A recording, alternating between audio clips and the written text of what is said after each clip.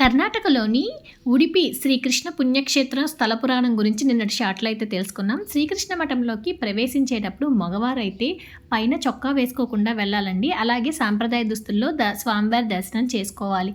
అణువణువు ప్రశాంతమైన వాతావరణంతో శ్రీకృష్ణ నామంతో మారుమోగుతూ ఉంటుంది ఈ దేవాలయం. కేరళ సాంప్రదాయ రీతిలో ఈ దేవాలయాన్ని నిర్మించడం జరిగింది. ప్రతి అణువణువు చాలా రమ్యంగా ఉంటుంది. ఇక్కడ శ్రీకృష్ణుని లీలా విశేషాలన్నింటినీ కూడా తైలవర్ణ చిత్రాలు మరియు కొయ్య బొమ్మలతో చాలా అందంగా చిత్రించడం అయితే జరిగింది. ఇక్కడ పనితనాన్ని ఆ బొమ్మలు చూస్తేనే మనకు తెలుస్తుంది.